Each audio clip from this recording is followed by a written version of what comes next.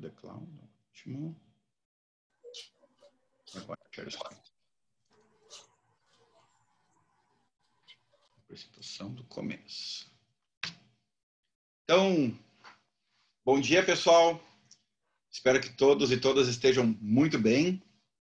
A gente dá a sequência, então, à nossa terceira aula sobre cumprimento de sentença e processo de execução, aqui da nossa disciplina. Eu vou tentar sempre organizar dessa forma, colocando as datas certinhas para que vocês não se percam ali nas lâminas que eu vou eventualmente colocando na internet. E hoje de tarde eu vou tentar colocar já o mini vídeo da aula de hoje e o mini vídeo da aula de amanhã, certo?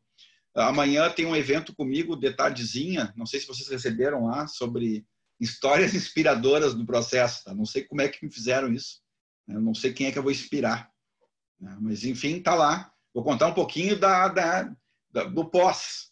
Do pós, que significa pós-graduação. Antes da graduação está tudo prescrito, tudo decaiu já e a gente não precisa mais se manifestar sobre como é que foi a vida antes da graduação, tá? Então amanhã, às 5h pouco, eu acho que eu tenho lá com o Leonardo. Leonardo é um grande pensador do processo hoje. Tem estudado muito na Universidade Federal de Ouro Preto lá sobre processo coletivo e processo estruturante. Então vale a pena conhecer e seguir o Leonardo e o observatório do processo dele lá no Instagram. Certo? Então, o que eu gosto de fazer sempre antes da aula? Fazer uma revisãozinha, mas muito en passant, tendo em vista que a matéria é bastante complexa esse semestre.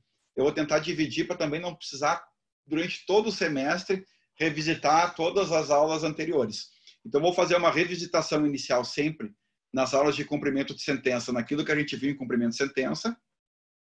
Vamos dar um bloqueio.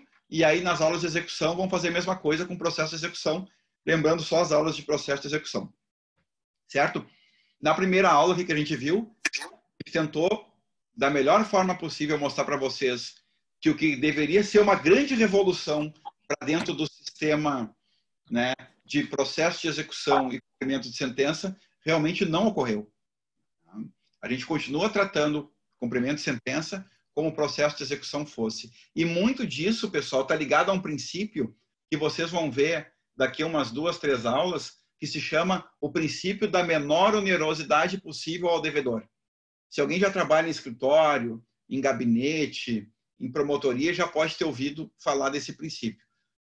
Podem até anotar. Princípio da menor onerosidade possível ao devedor. Ou seja, o devedor deve ter contra si um processo de execução ou uma fase de cumprimento de sentença que doa o menos possível nele. Ou seja, é aquele velho processo civil muito ligado ainda ao devedor. Porque, na verdade, depois, principalmente a nossa matéria, quando já há uma decisão judicial transitada em julgado, ou quando já há algo a ela equiparado, né, como a gente vai ver hoje, uma sentença arbitral, o processo é muito mais, deveria ser muito mais forte para rumar a sua efetividade e dar ao credor aquilo que já é dele há muito tempo e que não foi dado, do que segurar o processo com a menor onerosidade possível ao devedor. Tá? Então, fica um entrechoque entre efetividade do processo e o princípio da menor onerosidade possível do devedor, que eu posso fazer qualquer coisa, pessoal. E vocês vão ver que na jurisprudência dos tribunais brasileiros serve para qualquer guarda-chuva. Tá? Basta que eu tenha, né, uma penhora em dinheiro, o devedor muitas vezes vai lá e diz, olha, isso aqui vai me onerar muito, troca por um terreno em magistério, e o juiz troca.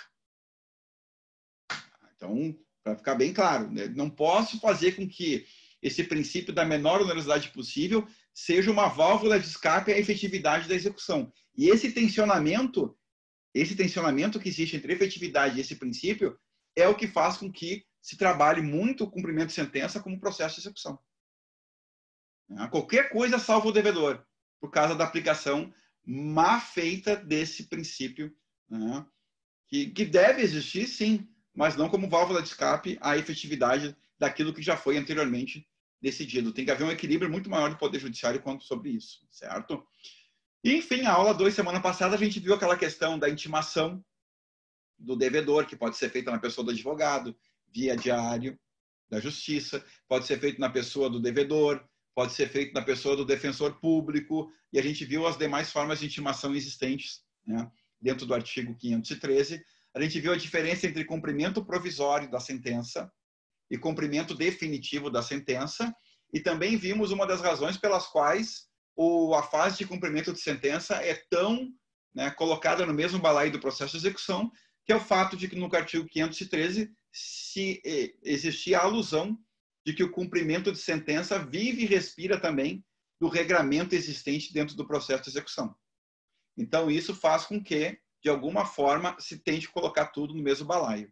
E a gente tentou, de alguma forma, quebrar com esse pensamento, certo? Então, essas foram as primeiras diretrizes que a gente teve na aula da semana passada, segunda e terça, e agora a gente vai direto para o artigo 514. E vocês vão ver que eu fiz lâminas excepcionais, né? Para que vocês possam não só ter texto em cima da lâmina, mas também ter algumas figurinhas que tiram a atenção e deixam a lâmina um pouquinho mais leve, né? A primeira delas, pessoal, que é o artigo 514, é um artigo relacionado a uma coisa que a gente tem que se dar conta. E a gente tem que se dar muito conta, principalmente na fase de estudo que vocês estão dentro do curso. E essa frase aqui vocês devem levar para a vida de vocês.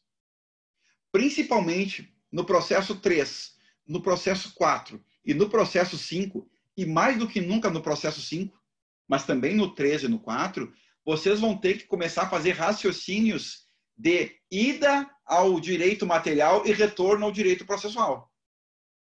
O curso, principalmente dentro do processo, as coisas devem começar a encaixar. Eu vou ter que sempre ir, muitas vezes, dentro do direito material para entender o direito processual. Porque o direito processual não me explica tudo. Algumas coisas eu devo resgatar dentro do direito material para que eu possa entender melhor a nossa matéria. Uma delas está no artigo 514. Por quê? Porque eu devo ir lá no Código Civil, resgatar o conceito de condição ou termo, para depois poder entender o que esse artigo quer dizer. Isso vai acontecer quando a gente for ver as obrigações de fazer, não fazer, da coisa certa, incerta, e outras coisas tanto. Eu preciso conhecer o direito material para poder aplicar no processual. Então, veja bem, vocês têm uma sentença, né, transitada em julgado na mão de vocês, e às vezes vocês não vão poder cumpri-la de imediato. E aí vocês vão perguntar, mas como se o Marco falou na primeira aula que o cumprimento de sentença pode, inclusive, ser provisório? O Marco falou na primeira aula que o cumprimento de sentença não precisa nem se esperar, muitas vezes, o trânsito em julgado para começar a cumprir. E agora ele está me dizendo que o legislador diz, no artigo 514, que depois de trânsito em julgado de uma sentença, eu posso não poder ter o cumprimento de sentença ainda? Estou dizendo isso e não tem nada de contraditório. Estou afirmando isso e não tem absolutamente nada de contraditório. Basta que eu conheça as figuras do direito material para que eu possa saber que isso é uma realidade dentro do direito processual. Ou seja, o juiz, quando proferiu sua sentença, proferiu ela respeitando as regras do direito material, respeitando as regras do direito material, respeitando as regras do negócio jurídico que eu fiz lá com o João Pedro no plano do direito material. E no plano do direito material, eu e o João Pedro, para algumas cláusulas, fizemos o quê? Escolhemos para o negócio jurídico ter condição ou termo. Se eu e o João escolhemos condição ou termo dentro da negociata que a gente fez no plano do direito material, é dever do juiz, embora julgar a relação jurídica existente entre eu e o João, respeitar também todas as regras do contrato que eu e o João, de repente, fizemos. Em especial, quanto ao termo e quanto à condição. Por quê? Porque, a depender da forma como nós negociamos, eu posso ter uma decisão judicial transitada em julgado antes que o termo ou que a condição se consolidem. Mas, Marco, o que é termo ou condição? Termo ou condição são questões acidentais relacionadas a negócios jurídicos. Estão lembrados disso? Vocês aprenderam lá e possivelmente em Civil 1. O que é uma condição? O que é um termo? Condição. E eu não posso ficar revisitando aqui todos os artigos do Código, senão a gente vai ter aula de direito civil. Eu tenho que só lembrar vocês para que vocês possam entender a lógica da sentença. O que é condição, Marco? Condição é um evento futuro e incerto. O que é termo, Marco? Termo é um evento futuro, é certo. Essa é a diferença básica. Tem outras, que os artigos 120 e poucos vão dar lá depois do Código Civil. Mas aqui para nós, um é evento futuro incerto, condição, e um é evento futuro certo, que é o termo. Ou seja, Marco, tu só vai ganhar um carro se tu passar no vestibular. Isso é condição ou é termo?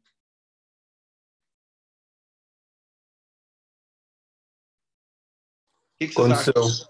Condição, porque é incerto, eu não sei se eu vou passar no vestibular. Ah, Marco, tu só vai ganhar o carro quando tu fizer 25 anos. Isso é condição ou é termo? É termo. Por quê? Porque é um evento futuro, é certo. Eu vou fazer 25 anos, em tese, né?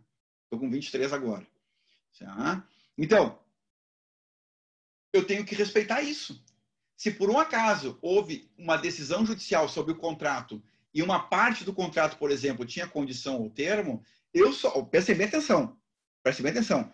O credor só vai poder cumprir essa parte da sentença em que há condição ou que há o termo quando a condição ou o termo se implementar. Eu não posso começar o cumprimento de sentença antes da implementação da condição ou do termo, que é exatamente o que o artigo 514 está nos dizendo.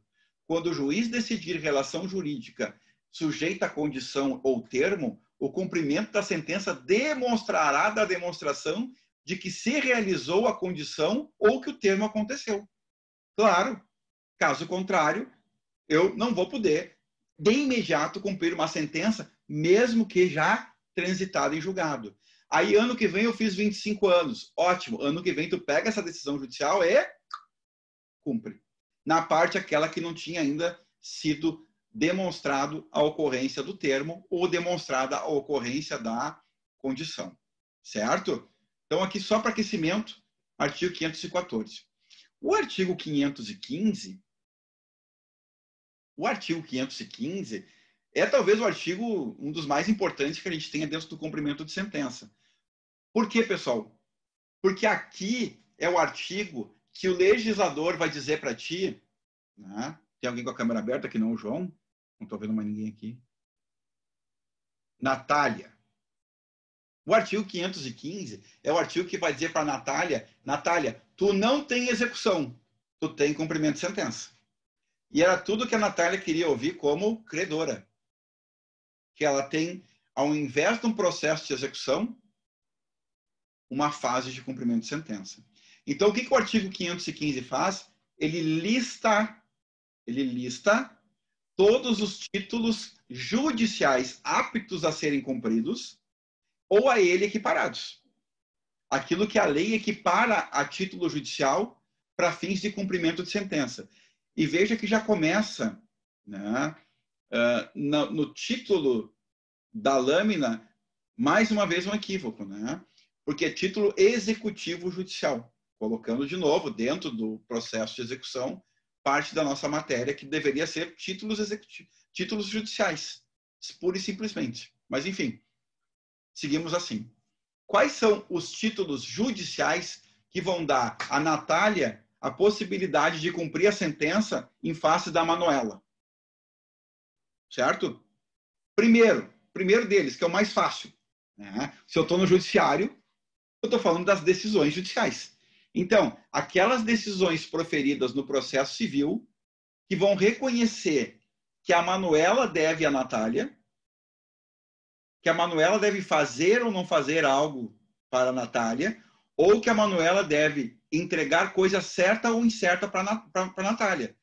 Todas essas três formas, né, de decisões judiciais são aptas ao cumprimento de sentença.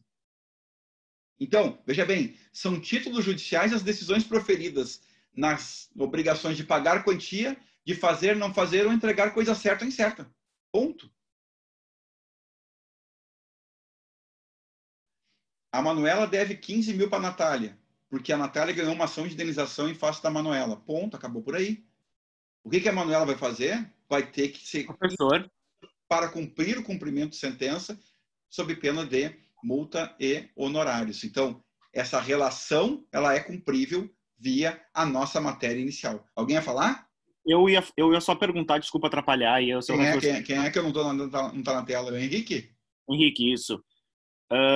Qual é o artigo? Isso é o 515. 515, tá. Obrigado. Isso. Pessoal, eu vou seguir bem a sequência do código, tá? 513, 514, 515. E vou dentro dos incisos, dos alíneas, dos artigos, fazendo a nossa conversação aqui. Tá? Então, fui ao Poder Judiciário, consegui uma decisão judicial, eu posso cumprir. 2, né? Quem viu a aula da semana passada está sabendo muito, da aula inaugural do Fred e da Trícia, está sabendo muito disso aqui. Certo? A decisão que homologa uma autocomposição judicial é, sim, título judicial. A homologação do acordo em juízo é título executivo judicial. E, por isso, merece ser cumprido pela nossa matéria, cumprimento de sentença. Se vocês forem lá para o código, virem o artigo 3º, que é o artigo da justiça multiportas, que a gente conversou semana passada sobre ele. E aí depois irem lá para as audiências de conciliação e mediação, vão ver que o conciliador ou mediador vão poder, de alguma forma, né, realizar junto às partes uma autocomposição judicial. Pergunta, quem é que homologa essa autocomposição feita pelo conciliador ou pelo mediador? O escrivão, o oficial de justiça, o distribuidor do foro, o advogado, quem é que homologa? Tempo. Quem homologa? O juiz. O juiz vai homologar, né, a autocomposição à vontade de acordo das partes. Ora, a decisão homologatória de autocomposição, ela é título executivo judicial. Olhem só o inciso 3º. Isso aqui é manha para a advocacia futura. Olhem o inciso 3º. A decisão homologatória de autocomposição extrajudicial passa a ser título executivo judicial. Pessoal, vamos fazer uma pergunta. Vocês, nessa altura do campeonato, com 3 aulas, vocês preferem cumprimento ou execução? A resposta é cumprimento. Eu prefiro cumprir a sentença porque é mais violento do que o processo de execução. Então, para que vocês vão ter na mão um título executivo extrajudicial para fazer um processo de execução lá na frente, se vocês podem pegar esse acordo, homologá-lo judicialmente e, a partir daí, não ser mais considerado título executivo extrajudicial, mas sim ser título judicial apto ao cumprimento de sentença. Vocês podem ouvir várias coisas do advogado de vocês, do advogado não, do cliente de vocês. Não, eu não quero fazer para não pagar custas. Aí vocês vão falar, olha, tu vai pagar uma coisa de custas, mas lá na frente tu vai ter um ganho significativo. Porque a gente não vai precisar, né, dar todas as chances para o devedor se defender. Então, o que vocês fazem?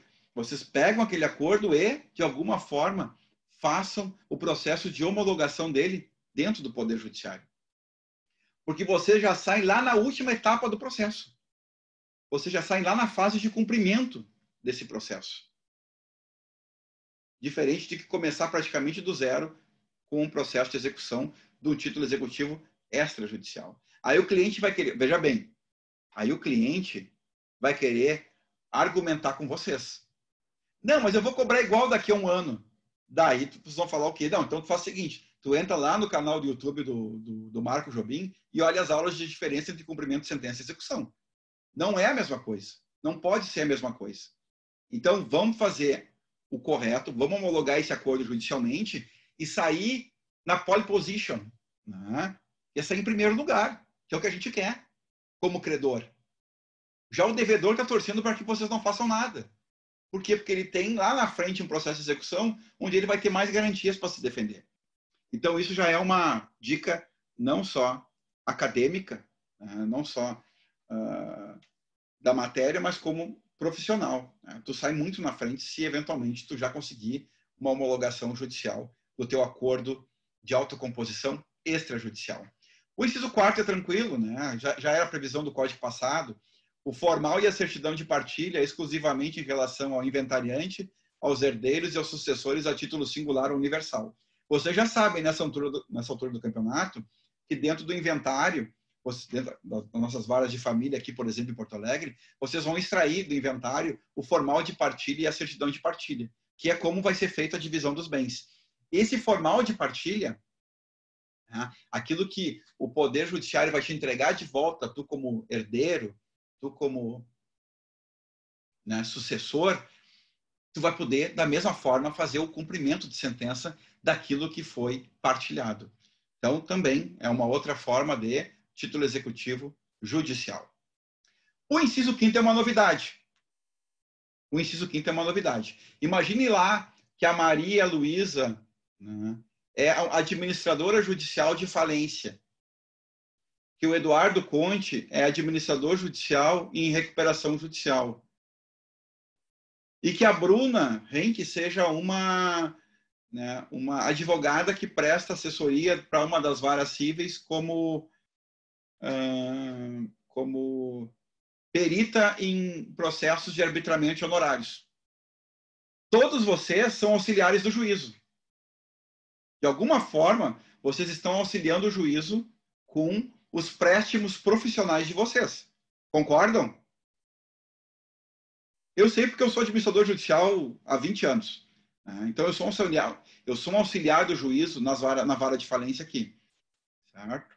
Então, vocês como auxiliares do juízo, até a lei atual, vocês tinham o crédito para executar. Vocês eram auxiliares e passavam pelo processo de execução. A partir do inciso 5º, vocês agora, como auxiliares do juízo, têm o crédito deferido judicialmente e vocês podem cumprir esse crédito deferido judicialmente. Passa-se então, título executivo judicial, o crédito de auxiliar de justiça sobre custas, emolumentos e honorários aprovados por decisão judicial. Então, isso é uma vantagem, né? Isso foi uma conquista dos auxiliares no Código de Processo Civil de 2015. E aí vocês vão perguntar, nem vão perguntar, vão raciocinar, né? Se o Marco falou que é uma conquista, é porque eles batalharam por isso. Então, eles também preferem passar por um processo, por uma fase de cumprimento de sentença, do que por um processo de execução. Então, as coisas começam a fechar quando a gente começa a estudar o código da forma correta. Então, crédito auxiliar, título executivo judicial, apto a cumprimento de sentença. Inciso 6º, né? Inciso 6º. Você já deve ter estudado lá em penal, você já deve ter tocado nisso aqui tangenciando dentro da responsabilidade civil, e agora vocês vão saber que aquilo que é decidido no penal e que transitou em julgado, possivelmente tenha grandes reflexos na área civil. Por quê? Porque a sentença penal condenatória transitada em julgado faz coisa julgada também no civil quanto aos fatos. Seria uma incongruência do sistema dizer que depois que o juízo criminal diz que o Marco praticou tal crime, o juízo civil possa dizer o contrário. Isso não pode acontecer. Eu teria duas decisões diferentes prolatadas pelo mesmo Poder Judiciário em juízos diferentes. Isso não pode acontecer. Então, como ambos os processos devem ser dotados do devido processo legal, contraditório, ampla defesa, direito ao recurso, publicidade, motivação, prova lícita e tudo mais, me parece que se eu decidir num e transitou em julgado, eu posso levar essas consequências para o outro. E é o que o inciso 6º está falando. A sentença penal condenatória, aquela que disse que o Marco praticou o crime, pode ser alvo de cumprimento de sentença no juízo civil. Então, se o juízo criminal ainda não liquidou, o juízo civil meramente liquida, e se o juízo criminal já tiver liquidado, o juízo civil meramente cumpre. Se ficou decidido no juízo criminal que o Marco praticou tal crime, foi condenado a 3 anos de prisão, né? E eu causei dano. Quem é que está mais embaixo aqui? Não estou vendo o nome. Não está aparecendo o nome. E eu pratiquei um crime contra a Aline, né? Eu machuquei a Aline, uma lesão corporal grave, a Aline pode pegar essa sentença que me condenou no juízo criminal, ir lá no juízo civil e cumprir. Ela já sai no juízo civil aonde? Com 70% do caminho pronto. Eu não vou fazer tudo de novo no juízo civil. Se o processo criminal tiver tramitado minimamente rápido e eu já tiver isso na mão, eu meramente cumpro essa decisão dentro do juízo civil. Por isso que no inciso 6º, a sentença penal condenatória transitada em julgado é título executivo judicial. Da mesma forma, a sentença arbitral é título executivo judicial. De novo, vou falar de novo, talvez vocês não tenham me entendido. A sentença arbitral, aquela que é proferida por um juízo arbitral, aquela que é proferida dentro de um tribunal arbitral, ela é considerada pelo Código título executivo judicial. Então, apesar dela não ser um ato que foi feito dentro do poder judiciário, a sentença arbitral não deixa de ser um ato jurisdicional. Por isso o artigo 3º do Código é tão importante entender. A jurisdição, o ato jurisdicional é maior do que o poder judiciário hoje. Tanto é que reconhece como título executivo judicial a própria sentença arbitral. Judicial não tem nada. Ela meramente vai ser cumprida dentro do juízo arbitral, por quê? Porque ninguém pode ser expropriado ou retirado de seus bens sem devido processo legal. Então, a fase de declarar o direito no juízo arbitral é constitucional. O Supremo já disse isso. Não fere o acesso à jurisdição? Não. Eu renunciei ao acesso à jurisdição. A jurisdição estava ali. Eu meramente renunciei. Assim como eu posso renunciar a outros direitos fundamentais. Então, se eu renunciei, o judiciário estava ali. Nunca foi retirado o direito da parte ao judiciário. O que houve foi uma renúncia. Então, essa fase de declaração do direito, ela é completamente constitucional. O que eu não posso é dotar a parte arbitral dessas técnicas de penhora, expropriação de bens e tudo mais. Para isso serve o judiciário. Então, a sentença arbitral, título executivo judicial, eu também cumpro, apesar de não ter sido prolatada dentro do judiciário. Inciso 8. A sentença estrangeira homologada pelo STJ. Pessoal, eu não posso pegar uma sentença que eu tive na Índia, chegar aqui na primeira vara civil e querer cumprir. Ah, que legal, consegui minha separação judicial, vou ali para a vara de família, né? Querer cumprir meu divórcio dentro do Poder Judiciário aqui com o divórcio que eu fiz na Índia. Ah, eu consegui uma indenização em face da Maria Luísa lá na como é que é? Na China. Tá? E aí, vou cobrar dela aqui os 12 mil reais e assim sucessivamente. Não posso... Ah, mas aqui é pertinho, Marco, é no Uruguai. Não tem essa. Por quê? Porque o Superior Tribunal de Justiça deve averiguar uma série de requisitos relacionados a essa sentença para dizer que ela pode ser cumprida no Brasil. Para isso que serve todo o rito da homologação da sentença estrangeira dentro do Superior Tribunal de Justiça. Eu preciso saber se aquilo que foi julgado no Uruguai, na Argentina, no Chile, nos Estados Unidos, no México, na Austrália, em qualquer outra localidade, está de acordo com as regras que o STJ deve verificar para que eu possa cumprir ela no Brasil. Então, eu devo passar por esse rito. E esse rito tem competência pelo STJ. Então, a sentença estrangeira homologada pelo STJ pode ser cumprida mediante cumprimento de sentença.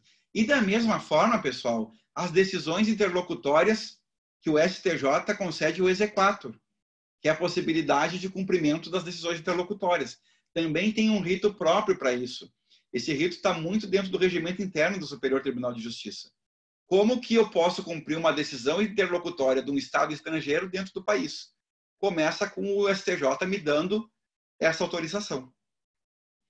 Então, ambas, a sentença e a decisão interlocutória, passando por esse rito, onde a STJ vai verificar o direito, o devido processo daquele país e tudo mais, eu possa vir, então, a cumprir como um título executivo judicial dentro da fase de cumprimento de sentença aqui no Brasil. Tá? Então, essas aqui, se vocês tiverem isso na mão, deixa eu me botar aqui para poder me ver também, postar lá. Se vocês tiverem essa decisão na mão, qualquer um desses 9 incisos aqui, vocês estão aptos a ajuizar a fase de cumprimento de sentença. Isso aqui não é por processo de execução. Vocês não estão vendo aqui nesse rol nota promissória, cheque, debenture, letra de câmbio. Isso é outra relação. Essa é outra relação. Tá? Essa relação dos títulos de crédito vão lá para o final do código no processo de execução. Essa relação aqui de títulos executivos judiciais estão afeitas à fase de cumprimento de sentença. E eu não sei se vocês estão vendo ali, tem o inciso 10 que foi vetado. Opa. Tem o inciso 10 que foi vetado. Alguém tem aí o código para ler o inciso 10? Eu sei, mas eu queria que alguém desse uma leitura no código aí. Alguém tem o código aí para falar? Para interagir? Aquele que está riscadinho, dizendo o que era? Antes de vocês lerem, enquanto vocês estão procurando o código aqui, vocês sabem que o Código de Processo Civil, em 2015, foi sancionado pela presidente Dilma com 6 vetos apenas?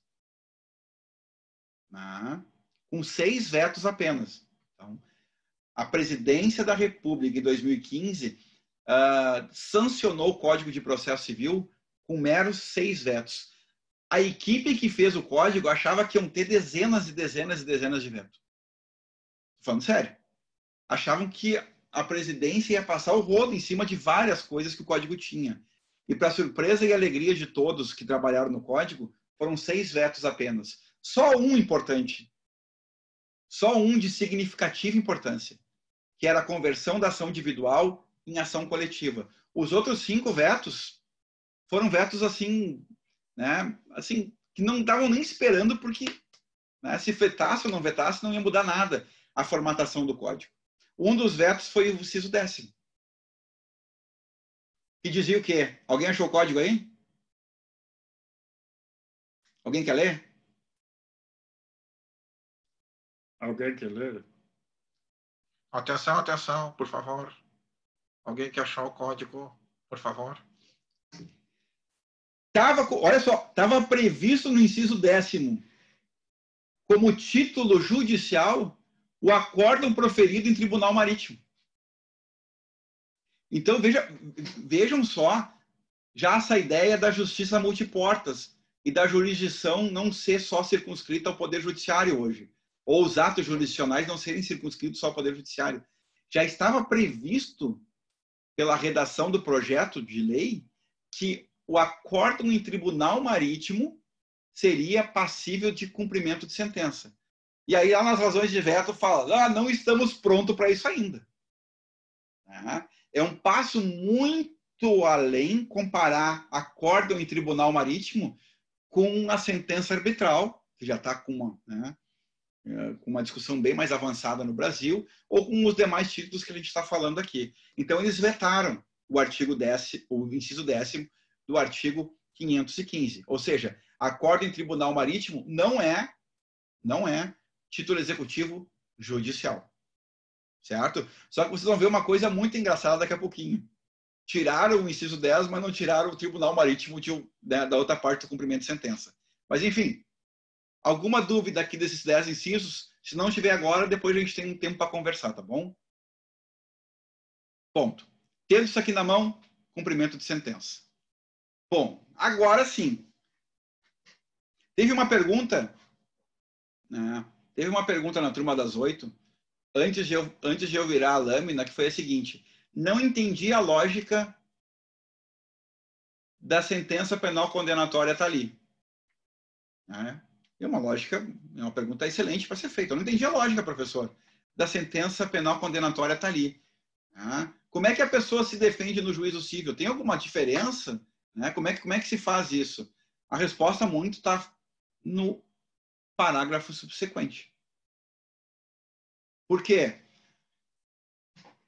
Porque a lógica é a seguinte, pessoal. Eu não tive juízo civil na sentença penal condenatória. Certo? Vamos lá. Eu não tive juízo civil na sentença arbitral. Certo? Eu não tive juízo civil na homologação da sentença estrangeira. E eu não tive juízo civil no exequatur das decisões interlocutórias estrangeiras. Eu tive? Eu tive juízo civil? Vamos lá, pessoal. Tive? Não. Eu tive juízo criminal na primeira hipótese. Eu tive juízo arbitral na segunda hipótese.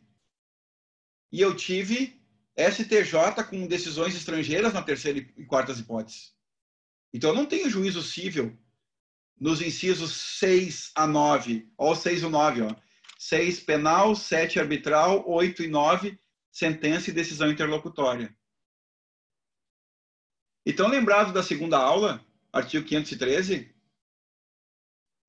no artigo 513 estão as intimações para cumprimento da sentença. Lembram disso? Eu intimo o advogado porque ele já está lá. Eu intimo o devedor porque eu já conheço. Eu intimo o defensor porque eu já conheço. Porque estão todos já no juízo civil. E agora eu apresento para vocês 4 casos de processos que vão iniciar na fase de cumprimento de sentença e que não existe juízo civil ainda. E olhem bem para mim. E eu não posso intimar. Porque eu não estou dando, né, ciência de um ato processual para cumprimento. Eu estou dando, na verdade, ciência de que há um processo em face do conte pela primeira vez. Aqui no Brasil, pelo menos. Ou no juízo civil, pelo menos. Eu estou dando ao Eduardo, né, o conhecimento de que ele está sendo processado num juízo civil pela primeira oportunidade. Ele já se defendeu na arbitral? Já, na arbitral. Ele já se defendeu na penal? Sim, no penal. Ele já se defendeu nas decisões estrangeiras? Sim, lá no estrangeiro. Mas no juízo civil, não. Então, prestem bem atenção. Nos incisos 6 a 9, não tem intimação. Nos incisos 6 a 9, como é a primeira vez que o Guilherme está conhecendo um processo contra si no juízo civil, eu vou citá-lo e não intimá-lo. E aí eu começo a ver uma lógica diferente dentro do cumprimento de sentença. Eu começo a ver a lógica de que há o cumprimento de sentença com a possibilidade, então, do devedor ser citado para a continuidade de um processo e não mais intimado para a continuidade de uma fase. Então, parágrafo 1º do 515. Nos casos dos incisos 6 a 9, o devedor, e aqui, pessoal, ele utiliza certa palavra, o devedor será citado no juízo civil para o cumprimento da sentença ou para a liquidação no prazo de 15 dias. Então, eu cito, não mais intimo. Porque eu devo dar ciência ao devedor de que há contra ele um processo agora tramitando no juízo civil. Ou para cumprir, ou para liquidar. Como eu falei para vocês, às vezes uma sentença penal tem que ser liquidada ainda, porque os danos devem ser liquidados. Então eu passo por aquela fase de liquidação de sentença que vocês devem ter visto no semestre passado, para depois haver o cumprimento de sentença. Certo? Bom, botei aqui uma foto para deixar. Tem alguma coisa a ver? Tem tudo a ver. Até, tem um meme meu rolando nos grupos. Tem um meme meu rolando nos grupos que tiraram de uma foto minha. Não sei como. Eu meio que Doutor Estranho fazendo essa abertura do portal. Tá? Daqui a uns dias chega para vocês de alguma forma. Vocês começarem a cavocar grupos passados, chega a foto do Marco Estranho. Tá? Mas, enfim, o que o parágrafo 2º está dizendo? O parágrafo... olha só. Olha a minha felicidade no parágrafo 2º. Essa é a minha cara de feliz, tá? Certo? Pior que é verdade. A minha felicidade com o parágrafo 2º é tanta que não cabe a emoção dentro do meu peito. Porque o parágrafo 2º, embora esteja escondidinho ali, ele é uma regra de alta eficiência dentro do processo. Mas é alta eficiência mesmo. Ele é um momento muito rico dentro do processo em que, se eu entender bem um parágrafo 2º, eu posso evitar que processos futuros sejam ajuizados. Por quê? O que diz o parágrafo 2º? A autocomposição judicial pode envolver sujeito estranho ao processo. Por isso que eu botei doutor estranho ali. E versar sobre relação jurídica que não tenha sido deduzida em juízo. Presta bem atenção. Olha a regra. Olha a regra, não. Olha o recado do inciso do parágrafo 2º. O recado do parágrafo 2º, vocês podem anotar aí. Pessoal, para compor, os limites são outros. É isso que o parágrafo 2º do artigo 515 está falando. Ele está falando assim, ó. Pessoal, se liga. Para compor, as regras são outras. Lembram da previsão da aula passada? O credor não pode trazer para dentro da fase de cumprimento do processo fiador, corresponsável ou coobrigado que não tenha participado da fase inicial da declaração do direito. Lembram daquela regra? Aqui é diferente. Aqui não é o credor que está chamando a Bruna para dentro da fase de cumprimento de sentença. Não. É a Bruna que viu que tem um processo em que pode respingar nela lá na frente, e a Bruna falou o seguinte: para aí, eu vou lá dentro desse processo, eu sou uma pessoa estranha a essa relação jurídica processual, mas eu tenho alguma relação de direito material que eu posso vir acordar aqui. E aí a Bruna pega, intervém nesse processo e fazem um grande acertamento lá, deduzindo coisas que não, em tese, não tem a ver com aquilo que ainda foi julgado. E essa cláusula se torna uma das principais cláusulas de eficiência dentro do processo para evitar uma nova demanda futura. Veja bem, não é a Bruna como fiadora que está indo ao processo porque o credor está indo atrás dela e ela não participou da fase inicial. Não. É a Bruna, por exemplo, que, sendo fiadora e sabendo que lá na frente pode respingar um processo contra ela, vai lá no processo e diz: pessoal, não foi deduzida a fiança aqui, e eu sou a fiadora, eu quero pagar minha parte. E ela entra nesse processo já em fase de cumprimento e deduz a pretensão que o autor teria contra aquele que prestou a fiança sem problema nenhum hoje em dia. Porque o parágrafo 2º permite isso. E isso é muito importante para entender a sistemática do código. Porque quem não entende, preste bem atenção no que eu vou dizer, quem não entende a sistemática do código não entende isso que eu estou falando. E, Marco, qual é o limite disso? Pessoal, essas são aquelas regras que a gente ainda tem que fazer dar certo. A gente ainda tem muito para batalhar por ela. Então, o limite é o que o juiz vai, lá das provocações de vocês, ter que julgar ali na frente. É uma cláusula aberta a chamar as partes e os sujeitos da relação jurídica de direito material, mesmo que não tenha sido deduzida uma parte em juízo, e poder autocompor sem frescura, sem o mínimo de vergonha. Para quê? Entendo a lógica. Para não ter processo futuro. Mais além, nesse momento aqui, o legislador está pouco se lixando para a forma. Nesse momento aqui, o legislador está preocupado com eficiência, com a efetividade da jurisdição. Para aí. Isso aqui vai respingar em mim lá na frente. Eu vou entrar aqui e vou liquidar com isso aqui, pelo menos com a minha parte. E o código permite essa abertura. Eu estou vendo chegar em algumas chats, não.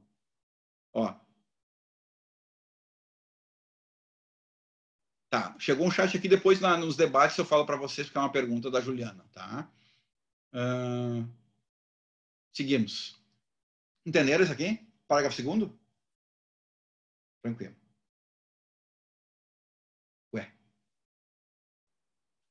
Terceiro, competência. Que é o que? Tá, competência. Competência é bem tranquilo, tá? A gente pode passar bem rapidinho pelas regras aqui, porque elas são regras muito certas, né, sobre competência, e vocês não precisam, né, de maiores esforços aqui do meu lado para entender. Depois, só lendo e vendo o vídeo, você consegue compreender. Aonde que eu faço o cumprimento de sentença? Essa é a resposta que está no artigo 516. O cumprimento de sentença se faz aonde? Primeiro, nas causas em que há uma competência originária do tribunal, nelas mesmas. Ou seja, se a terceira Câmara Civil do Tribunal de Justiça do Estado do Rio Grande do Sul está julgando por competência originária uma ação rescisória de vocês, que é de competência originária de um tribunal, quem ganhar pode cumprir lá mesmo. Pode não, deve cumprir lá mesmo a decisão. Tá? Então, os tribunais nas causas de sua competência originária. Ação rescisória no tribunal, onde é que eu faço o cumprimento de sentença? No primeiro grau? Não, tu faz no próprio tribunal. O tribunal é o competente para cumprir a sua própria sentença. Tá? 2. O juízo que decidiu a causa no primeiro grau de jurisdição. Certo? Então, eu ajuizei a ação em face do Guilherme de indenização por danos morais. Né? O Guilherme não abriu a câmera no momento indicado na aula de hoje e me deixou muito mal. Não, é brincadeira, né? É um exemplo bem hipotético. Tá? E daí eu ganhei aqui na segunda vara civil 20 mil reais do Guilherme. Ganhei 20 mil reais. O Guilherme apelou, fomos para o Tribunal de Justiça, perdeu. O Guilherme foi por recurso especial ao Superior Tribunal de Justiça e perdeu. Certo? Porque ele foi julgado no Superior Tribunal de Justiça, eu vou cumprir no Superior Tribunal de Justiça? Não. O inciso segundo é bem claro. Cumpre aonde se tomou a primeira decisão. Cumpre na causa em primeiro grau. Cumpre aqui na segunda vara civil. É aqui que eu vou ajuizar o meu cumprimento de sentença em face do Guilherme. Terceiro, olha aqui, ó. Olha só, eu vou ler para vocês acharem que tem uma coisa errada. Tem um corpo estranho no inciso terceiro, tá bom? Depois vocês me digam qual é. Terceiro, aonde que é competência? O juízo civil competente quando se tratar de sentença penal condenatória, de sentença arbitral, de sentença estrangeira ou de acórdão proferido pelo Tribunal Marítimo. Tem alguma coisa errada aqui? Tribunal Marítimo? Tu vê só quem falou? Juliana. Juliana, tu viu só? Os caras tiraram o inciso 10 do 515 e esqueceram de tirar a parte do 516. Tá? Então, tu pode cumprir acórdão de Tribunal Marítimo? Não dá. Então, deveria ter sido expungida também do código essa parte. Tá? Porque eu não tenho cumprimento de sentença de acórdão proferido em Tribunal Marítimo, desde a primeira reforma do código em 2015. Certo? Não, desculpa, desde o veto da presidência. Isso aqui foi por veto, não foi por reforma. Tá? Então, qual é a lógica do juízo civil competente quando for sentença penal condenatória, sentença arbitral ou sentença estrangeira? Qual é a lógica? Quem me responde? Quem me responde vai ganhar um prêmio. Um abraço na volta das aulas. Mesma coisa da semana passada. Já estou devendo 2 abraços semana passada. E esse vai ser um abraço também, né, aqui alvo do acerto de quem... Do acerto. Não é? O abraço tem que ter mão de obra. Não é só falar. Tem que acertar para ganhar abraço. Qual é a lógica do juízo civil competente na ação penal condenatória, na sentença arbitral ou na sentença estrangeira? Qual é a lógica aqui? É eu me utilizar do juízo civil que teria sido competente para julgar as causas julgadas na penal, na arbitral ou no estrangeiro. Ou seja, vamos lá. eu ajuizei uma ação de indenização contra o João Pedro, ou em face do João Pedro, porque eu atropelei ele aqui na frente. Foi para o penal, mas eu quis, mas foi para o penal. Se eu fosse possível com essa indenização, eu iria para onde? Para uma vara de família? Não. Eu iria para a vara de falência? Não. Eu iria para uma vara da Fazenda Pública? Não. Eu iria para a vara de registro público? Não. Eu iria para a vara civil, que é uma indenização? Sim. Sim. Então eu vou respeitar, vejam bem, eu vou respeitar a natureza da obrigação que teria sido julgada numa vara civil. Então, se for uma questão empresarial de dissolução de sociedades, por exemplo, que foi feita na arbitral, eu vou me utilizar da vara de direito empresarial aqui, porque deveria ter sido a dissolução julgada na vara de direito empresarial. E assim sucessivamente. Se eu for homologar uma separação judicial no estrangeiro, eu vou cumprir numa vara de família. Então, vejam, eu devo respeitar a vara que teria julgado a natureza jurídica do caso em si, para poder, de alguma forma, cumprir corretamente essa sentença no juízo competente. Entenderam aqui? Entendeu, João? Tranquilo? Posso te processar? Não. Tranquilo. Parágrafo único. Nas hipóteses dos incisos 2 e 3, nas hipóteses dos incisos 2 e 3, o exequente poderá optar pelo juízo do atual domicílio do executado, do juízo do local onde se encontram os bens sujeitos à execução, ou pelo juízo do local onde deva ser executada a obrigação de fazer ou não fazer, casos em que a remessa dos autos do processo será solicitada ao juízo da origem. Eu quero que vocês vão ver que tem um gato chorando agora na próxima lâmina, né? Não sei se você... Ali é o gato chorando, ó. Ali, Natália, não ri, Natália. Olha o gato chorando ali. Tá? Esse gato chorando eu poderia colocar nessa lâmina aqui também. Por quê? Vocês estão vendo que eles... Não, prestem bem atenção. Vocês estão vendo que no inciso 3º, o legislador teve a audácia de colocar execução. Eu não estou nem falando aqui em exequente executado mais. Eu não estou nem falando nisso. Eu não vou nem falar nisso. O gato está chorando por causa disso. Mas aqui, ele vilipendiou o sagrado capítulo do cumprimento da sentença falando execução. Aí não. Aí eu não tenho mais força. Sabe quando tu esgota? Vocês já viram Life Force? Um filme dos anos 80, que as pessoas chupam a energia das outras? Os aliens chupam as energias. O cara fica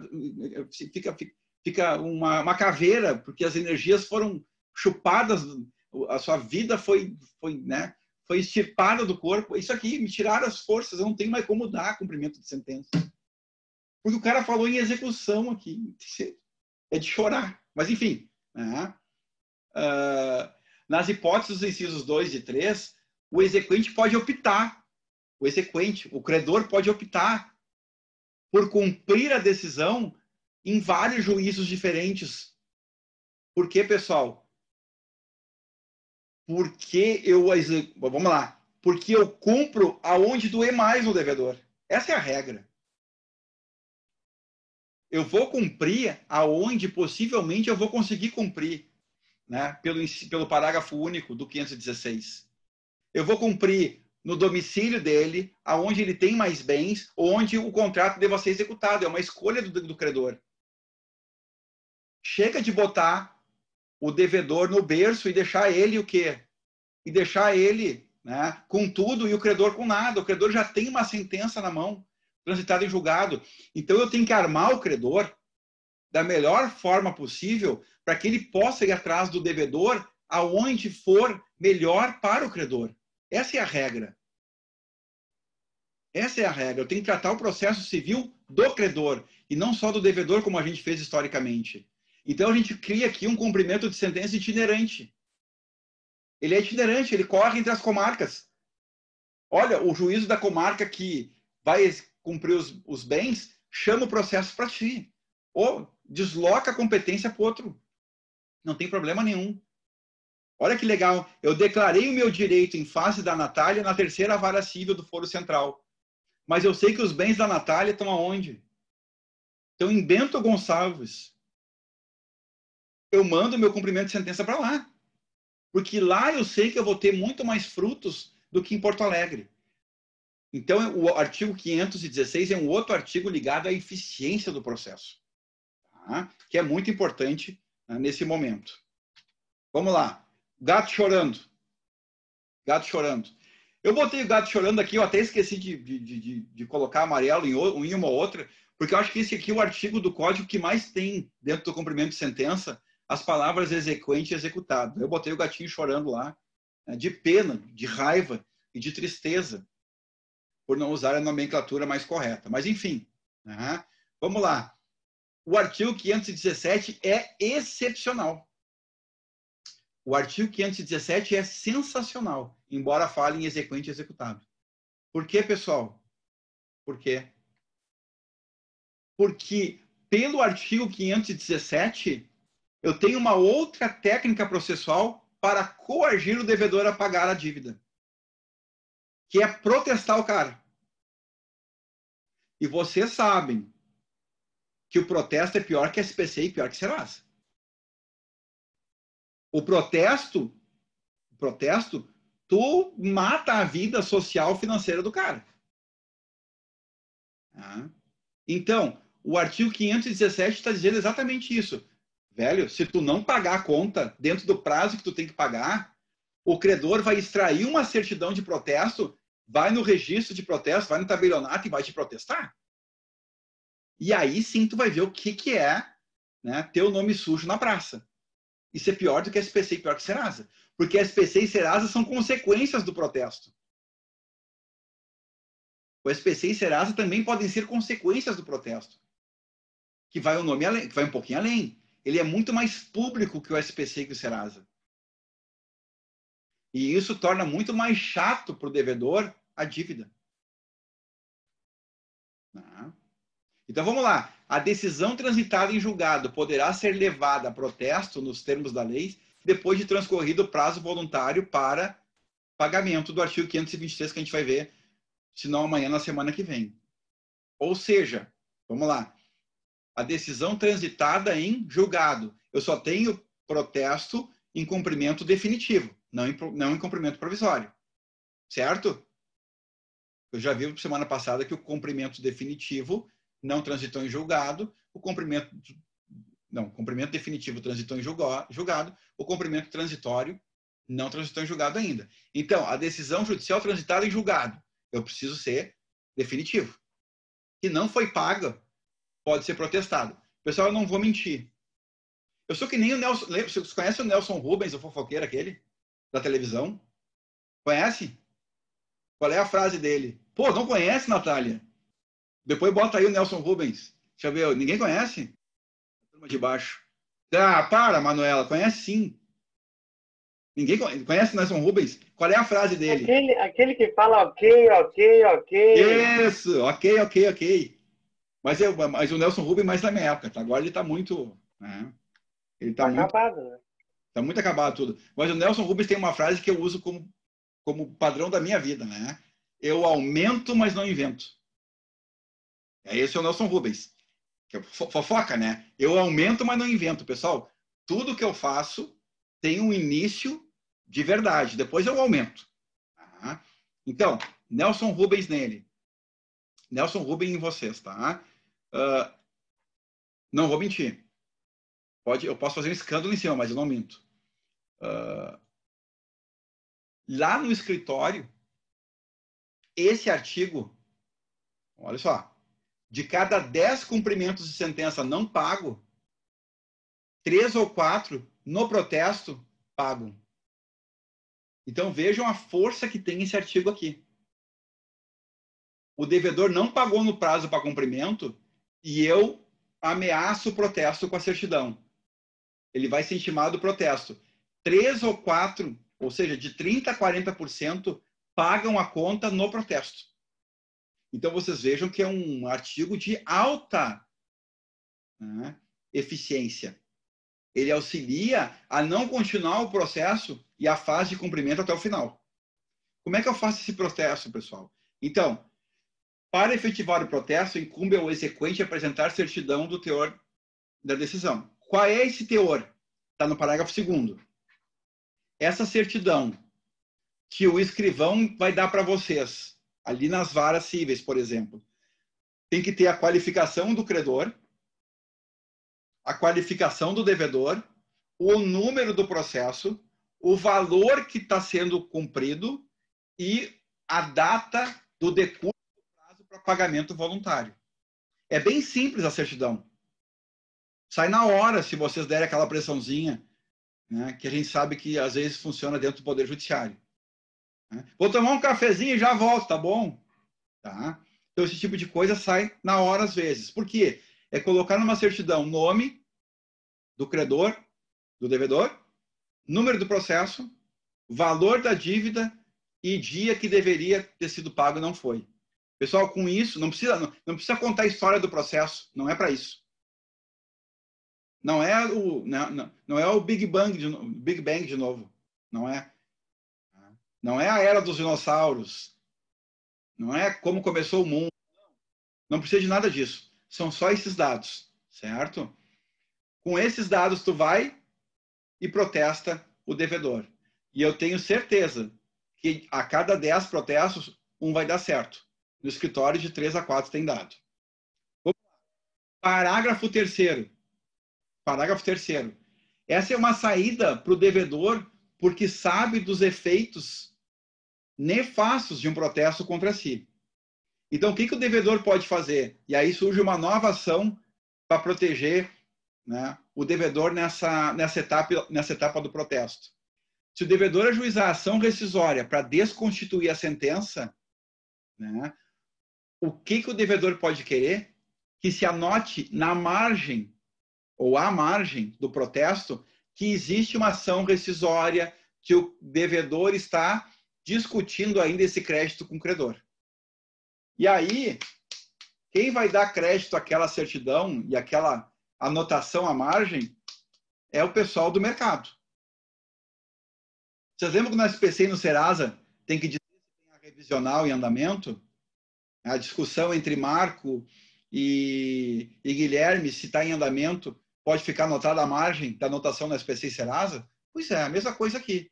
No protesto, de igual forma, vai ficar anotado a margem do protesto que exatamente que há uma rescisória do Guilherme em face do Marco discutindo a dívida. Mas a gente que conhece o processo sabe que rescisória é uma coisa um pouquinho complicada. Então, tá ali a margem ou não, vai ser algo que o mercado vai dar credibilidade ou não, né, àquela anotação. Mas, enfim, o devedor pode fazer isso enquanto está discutindo aí a desconstituição da sentença por ação rescisória. E aí o parágrafo 4º, que vai ser bem claro, para dizer o seguinte: se o devedor pagar a dívida, é óbvio que o protesto cai. Se o devedor pagar a dívida, é óbvio que o protesto tem que sumir. Mas quem é o competente para tirar o protesto é o juiz da causa. O devedor não vai chegar lá no registro de protesto com o depósito judicial e dizer para o escrivão, o tabelião, quer dizer, o senhor tire a anotação aí. O senhor tire o protesto. Por quê? Porque não foi ele competente, não é ele competente para isso. Quem é o competente é o juiz da causa. Então, o parágrafo 4º vai dizer exatamente isso, né? Há requerimento do executado, é uma obrigação do executado, se pagou a dívida depois do protesto, ele vai requerer ao juiz que faça um ofício no prazo de 3 dias para que o processo seja retirado. Então, é lá no juízo competente, o juízo da causa, em que o protesto vai ser retirado também. Mais 2 artiguinhos, a gente encerra a aula de hoje. Tá? Artigo 518 é um artigo que a gente vai trabalhar o resto do semestre com algumas das suas... com alguns de seus exemplos, tá? Então, não vou entrar em exemplos aqui ainda, porque isso vai ser, ao longo do semestre, bastante discutido entre nós. O que está dizendo o artigo 518? Ora, né, todas as questões relativas à validade do procedimento de cumprimento de sentença e dos atos executivos subsequentes poderão ser arguidas pelo executado nos próprios autos e serão neles neles decididas pelo juiz. Pessoal, vai acontecer durante a fase de cumprimento de sentença e durante o processo de execução, vão acontecer vários atos processuais que vocês vão, como advogados, se angustiar. Será que, e aí vocês vão pensar, será que eu posso discutir isso aqui ainda? Será que, né, isso já não pode mais deixar de ser discutido porque eu já apresentei a minha defesa quanto ao cumprimento de sentença? Com a minha impugnação ao cumprimento de sentença? E o artigo 518 vai te pacificar com isso. O artigo 518 vai dizer o seguinte: olha, não te preocupa com as questões supervenientes ao que está acontecendo, porque todas vão poder ser discutidas dentro da fase de cumprimento de sentença. Se eu tenho uma nulidade da penhora, eu vou poder, dentro da fase da penhora, arguir isso sem problema nenhum, sem precisar fazer, né, a impugnação da forma como é feita já nesse início, né, da fase de cumprimento de sentença. E assim sucessivamente, pessoal. As coisas que foram acontecendo ao longo do cumprimento de sentença, eu vou arguindo dentro dos autos. Né? E dentro desses mesmos autos, o juiz vai decidindo essas questões, né, prejudiciais. Não se preocupe, então, com fatos supervenientes aos acontecimentos, porque eles são todos passíveis de serem conhecidas pelo juízo da causa. Tá? E o artigo 519, que fecha a nossa aula de hoje, que eu botei ali exatamente, né, uma fotinho de, não precisa repetir tantas coisas aqui no código. Né? Por quê? Porque o artigo 519 diz o seguinte: aplicam-se as disposições relativas ao cumprimento de sentença, provisória ou definitivo, e à sua liquidação, no que couber, as decisões que considerem tutela provisória. Certo? Ora, isso já está no capítulo das provisórias. Certo? Já é, ou já faz parte lá do artigo 290 e poucos do Código, não me lembro de cabeça aqui, que nas tutelas provisórias a gente cumpre com as regras do cumprimento de sentença. Já está lá no Código. Eu não preciso de repetições no Código. Até porque eu preciso fazer uma lei mais enxuta possível.